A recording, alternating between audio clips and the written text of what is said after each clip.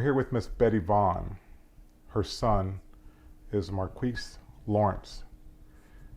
Betty, I'm glad that you have taken the time to come speak with us in regards to your son. And so I and the audience want to know a little bit more about your son's life and yourself working through all that has happened. Tell us a little bit about that. Thank you for having me. My son, Marquise,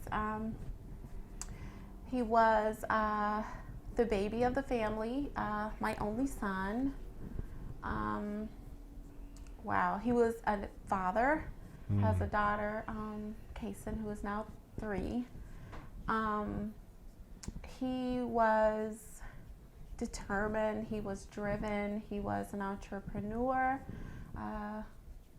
Went to college a couple of years and played basketball at Kent State, full ride scholarship. Wow. Then he did 2 years at University of Central Missouri, again playing basketball. So he was a baller. Did that as long as I can remember. We stayed on the road, so that was always fun. After college, he did a couple of things. He bought a dump truck and started a trucking business. Oh, and wow. he actually has his own clothing line, which we still carry. His business partner, Damo, is in St. Louis, so he took care of that area, and Marquise took care of Columbus, which a lot of people actually love it. It's still out there. Yeah. It's still in distribution, and it's going really well. He was really excited about that. I bet. Yeah, I mean, he was just fun. He was loyal. That was the one thing I think that most people loved about him, is how loyal he was. Big heart. And, if you came to him and said, "Hey, I'm having trouble, paying bills, or I need gas, or I need a ride," or he would do it with and not expect anything in return. So for this to have happened, it was really hard, because we really can't find or have even heard of anyone even having a problem with him. You know what I mean? He could literally go anywhere in the city and be received well. So this came out of nowhere. Yeah. Unfortunately, we still don't know who did it. I was at work. This was like early. Like, I got a call about 9-ish, and my daughter's like, "Hey, have you heard from him?" And I'm like, "No," and I immediately felt something. Right. And then I just started blowing up his phone, and he wasn't answering. And so by the time we got there, they had already taken him to the hospital. Then we got to the hospital, and they worked on him, tried to save him, and then we were told that he didn't make it. So that was the worst day of my life. I'm so sorry. And so that affected not just, me or his sister or his daughter. It affected a lot of people. And for a long time, I felt guilty and like I didn't do enough. But then I started thinking, like, I don't think me as a mom, I wasn't the failure. I think that person's parents failed them. Yes. Because they were the ones that did this. He didn't do anything wrong. Right. So I just hope that people don't forget him. I hope that they remember the good, how funny he was and how he loved to laugh and just hang out and be with family. So the holidays right now are really hard for us because we're still experiencing this is our first Thanksgiving without him. Goodness. And man, he had a healthy appetite. So, okay. he looked forward to that. So I just hope that people remember, and if you know something, say something, because this could be your child, your brother, your sister, your aunt, uncle, cousin, or best friend. You know, I don't care what any person actually does, meaning it's not your job to take care of it. No one deserves that. And especially in the manner that he died, it was horrendous.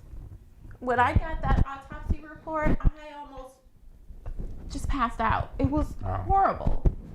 But if you know something, say something.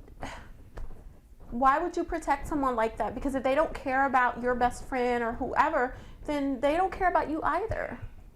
Yeah. So you said that he really this happened recently then, because this is the first Yes. Thanksgiving without him. But I think when you smiled when you thought about his appetite and him being there at the table with his appetite. Well, I think that he's still going to be there, Yeah. right? Within everybody that is there. Has there been any progress though on finding out who did this?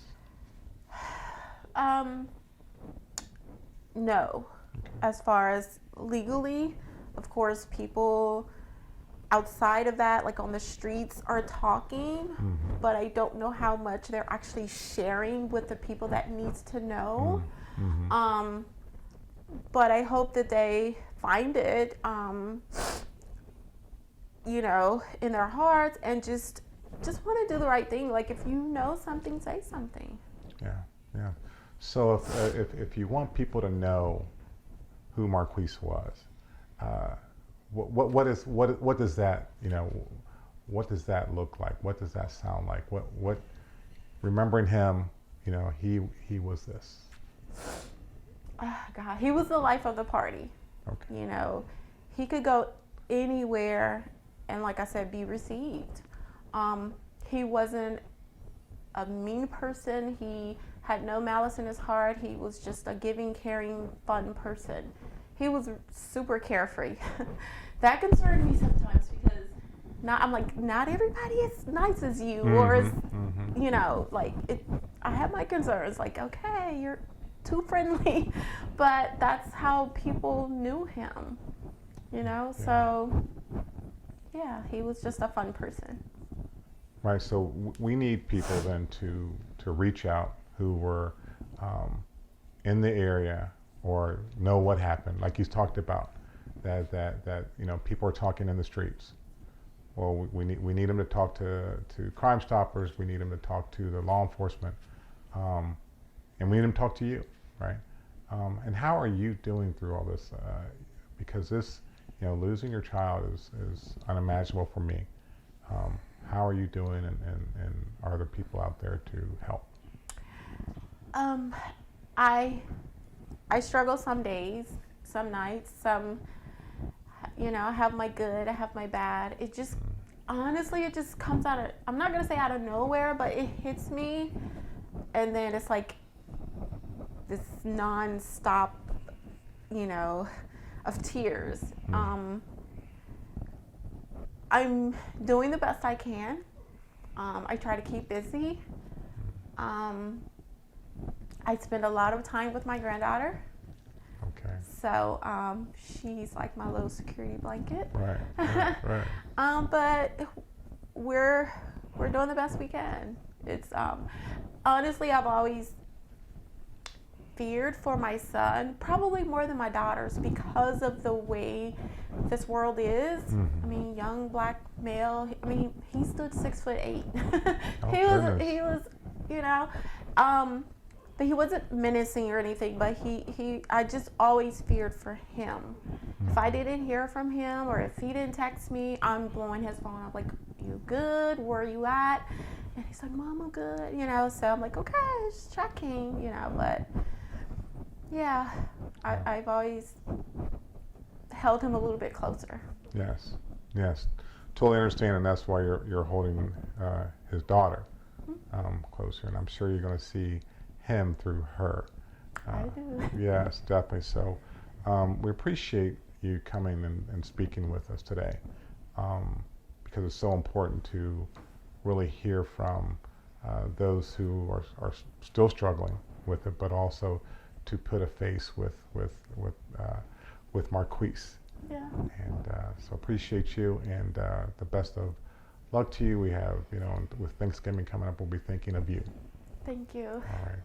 Thank you. He's going to be there with us. Yes, definitely. Thank you. Thank you.